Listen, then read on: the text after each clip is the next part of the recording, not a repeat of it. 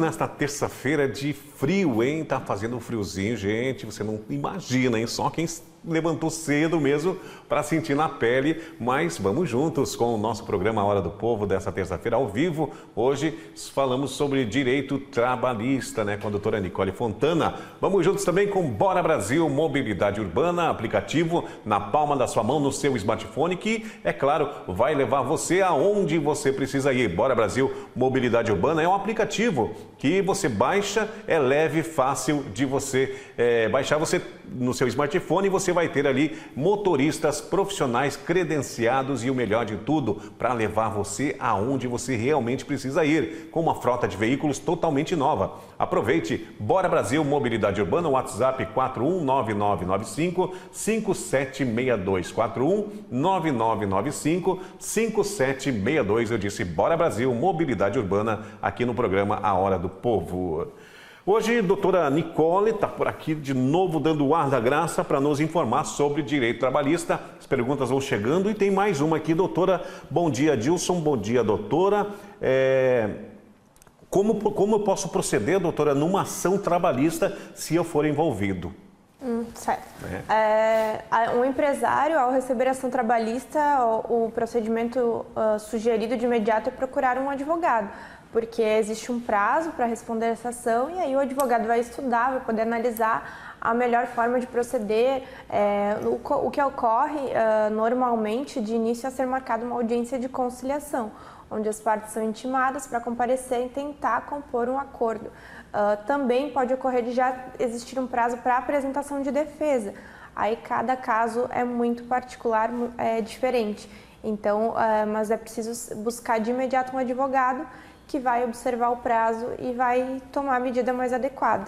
Doutora, sempre a gente frisa aqui, e é bom, né? A gente sempre está comentando, porque quando entra numa ação judicial, quando o funcionário leva a empresa, né, para uma disputa, digamos assim, de ação trabalhista, sempre é bom ter na consciência que pode demorar, pode ser curta, mas geralmente demora, né, todo o processo, né, doutora? Porque isso requer tempo de análise, enfim, da demanda também, não é? Desde o momento do ingresso do processo até ocorrerem as audiências, até muitas vezes a empresa ser localizada, ser intimada, isso pode levar tempo. Se a empresa estiver em atividade ou não, isso também vai influenciar. Se essa empresa for localizada logo, com pouco tempo, aí logo vai ser marcada a audiência. Depois da primeira audiência de conciliação é marcada muitas vezes outra audiência de instrução, se houver necessidade, e depois vai para análise do juiz.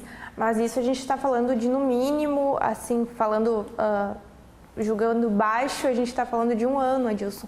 Eu não posso falar menos, a gente não pode gerar essa expectativa de um tempo melhor para o cliente, porque a gente sabe que ele conta, quando a gente está falando de valores, a gente sabe que ele conta com isso. Então, a gente não pode gerar uma expectativa de que isso vai se resolver rápido. Até porque, quando a gente busca as verbas trabalhistas, após a sentença, ainda existe a possibilidade de recurso, de ir para o 2º grau, né, para a fase do tribunal, onde tanto a empresa quanto o trabalhador pode recorrer, e aí pode levar mais tempo também.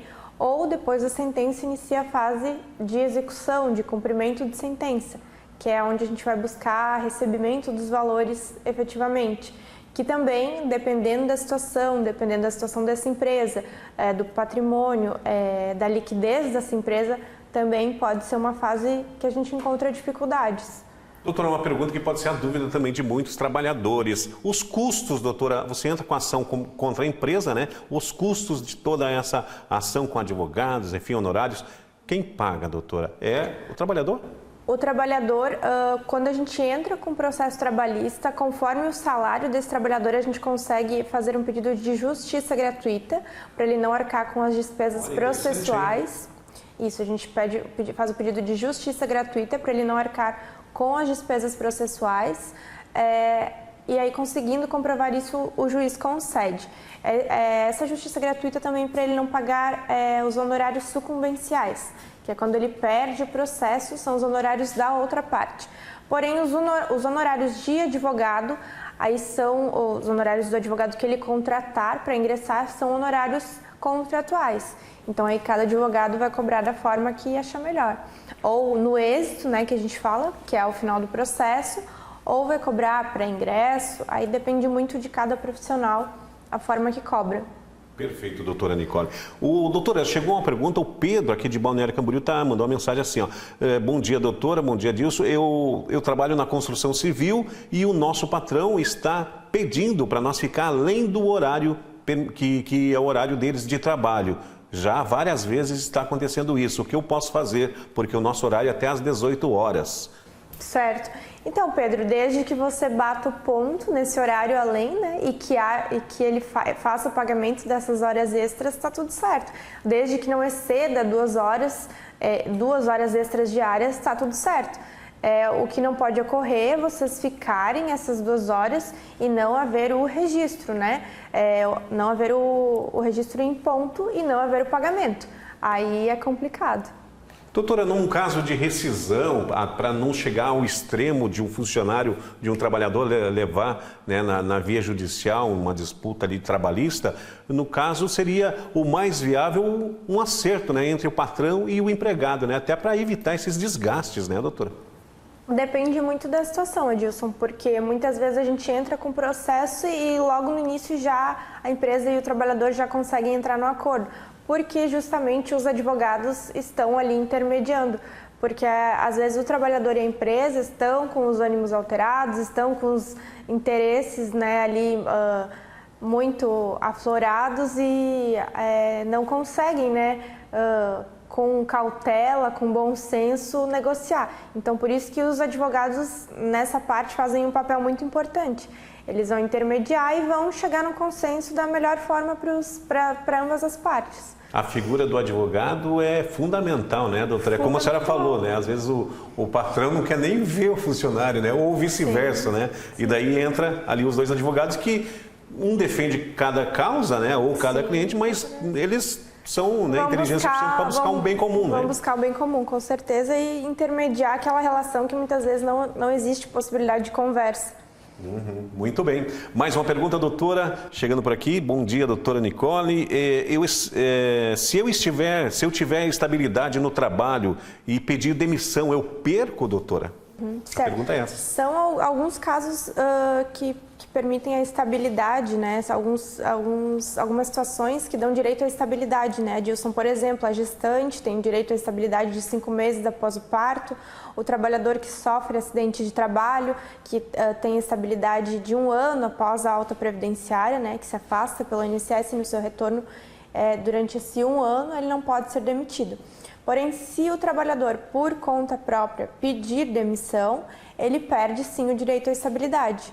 O que não pode é a empresa, nesse período de estabilidade, mandar o trabalhador embora. Aí ele vai buscar os seus direitos, pode ser reintegrado.